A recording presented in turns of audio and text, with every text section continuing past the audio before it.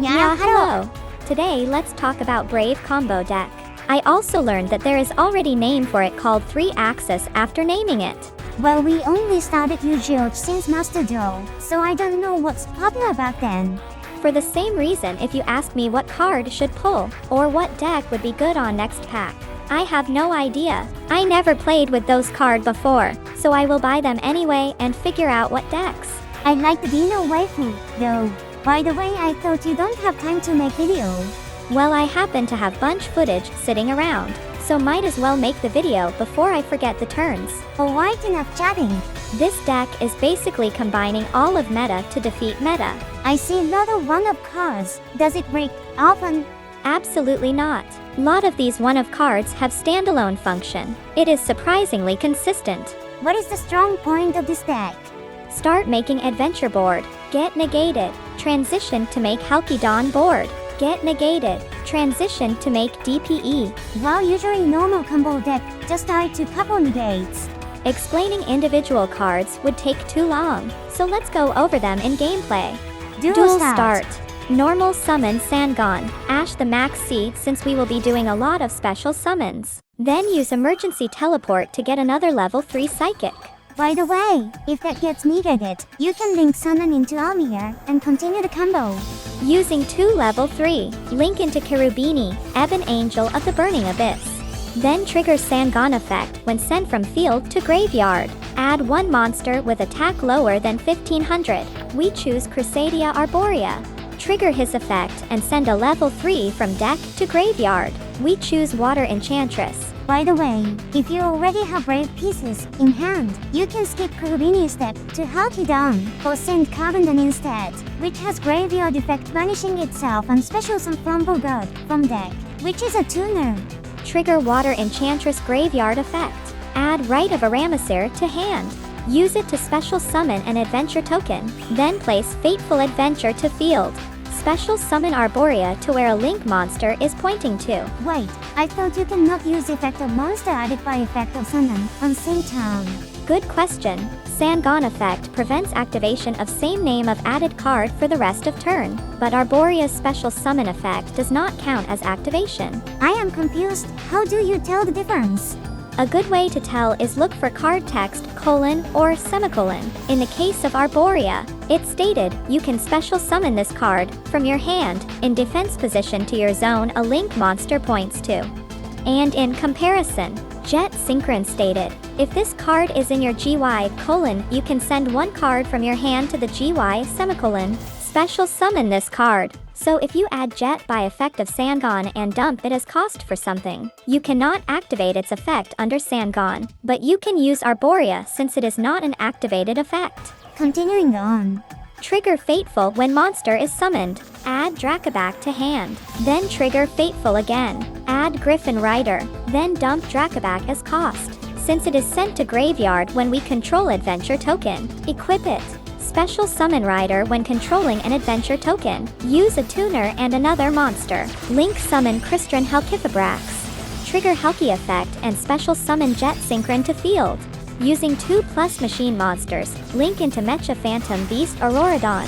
Trigger its summoned effect, special summon 3 Mecha tokens. You can tribute different amount monsters for Auroradon effect. Tribute 2 monsters and special summon Olion from deck. Using a tuner and non-tuner, synchro summon Denglong, first of the Yang Zing. Then trigger Denglong, summoned effect and add 9 pillars of Yang Zing to hand. This is Omni Negate Counter Trap. Trigger Olion effect when sent to graveyard. Special summon a Mecha token. Trigger Denglong effect by sending a WIRM monster to graveyard. Its level then become that monster's level. Using a level 1 tuner and level 3 token, synchro summon Cupid Pitch. Trigger her summon effect and increase level by the level of tuner used. Trigger Denglong leave field effect. Special summon Yang Zing from deck.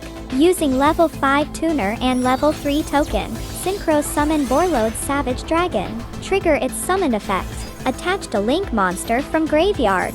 Gain attack equal to half of the attached monster, and Omni Negate counter equal to its link level. Trigger Pitch effect when used as synchro material. Inflict damage equal new synchro summoned monster level time 100. Then add a level 8 or lower with 600 defense from deck to hand. We chose Nemesis Corridor. Special summon Corridor by Shuffle banished Water Enchantress back to deck. Special summon Thunder Dragon Colossus by tributing it. When we special summoned a Thunder monster same turn. Lastly, Fusion summoned DPE using Fusion Destiny by sending hero materials from deck to graveyard. Now take a moment to summarize this down one board. 3 Omni Negate, 1 Destroy Effect, 1 Bounce Effect, 1 Graveyard Negate. Opponent cannot add card from main deck. Negate Lightning Storm with borreload.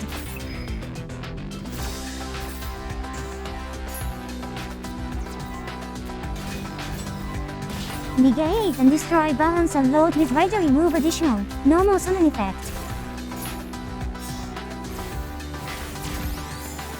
Negate and shuffle parallel exceed special summon to link hero effect, which will then be able to special summon another exceed, using Night Pillar of Young Zing, when we control a Young Zing. Next, let's take a look at a different starting hand. The demo is from solo mode, since it is very difficult to record footage on rank, as people just surrender mid-combo. The previous match opponent was sticking around because that was his to rank match. Wait. This path is different than before as we start with Brave Engine but no Fusion Destiny. Here you can see linking Sangon into Almirage we were talking about. Since beginning of combo piece, we already talked about. Let's go over the strengths of this deck. This is definitely tier 1 level deck. The ability to create a big board even with multiple opponent negate is huge, since it mixes a lot of combo pieces. This is a difficult deck to play. The combo we are showing seems straightforward, but in real life with different starting hand, and opponent interrupt or going second, you will have to pivot to different path. Speaking of go second, how well does it do? Since we run lot of one-of-hand traps as crossout target, they can be used to stop opponent. However, since we don't run that many, the strategy is some interrupt and then recreate the board by breaking through opponent on field negate. However, this deck is weak to certain decks. For example, since we rely on Link summons, it would be a struggle against Flunderies when going second, because Link monsters are forced to be attack position, which will have effect negated by Empin. Dimension Shifter is another nightmare. It makes cards send to banish instead of graveyard. This instantly denies some hand traps, like Veiler, which requires send from hand to graveyard to activate. We also use graveyard monster effects like Jet and Water Enchantress. So any suggestion when struggling on going turned? I would recommend cutting DPE package altogether, then adding additional Veiler and Lancea. DPE is in plan if things failed. In exchange, you get to boost defense of the deck. Any other points to take note? If you followed previous Karubini to Rider path, that's actually 6 summons by the time it is out. So Nibiru Care relies on crossout. I recommend running 3 copies. Since it uses Halkidon combo, Auroradon is a good choke point. We sound like downplaying the deck, but it absolutely kills going first. Stat also shown that one of fastest day 1 Diamond 1 was by using Brave combo, so you know it is strong. Continuing on, we are finally back at different point from previous match. Here before Corridor, we special summon Water Enchantress when controlling Adventure Token, then special summon Jet Synchron from deck by discard a card. Using a level 1 tuner and level 3, Synchro summon Herald of the Arclight, which is also an Omni Negate. Lastly, special summon Corridor by shuffle Jet to deck and turn it into Thunder Dragon. We can also grab additional copy of Right by banishing Water Enchantress, and then the end board would look like this. The only difference is swapping out DPE for another Omni Negate. Okay, this video is getting so long and I am really tired. Remainder of video is additional gameplays. Thank you for watching.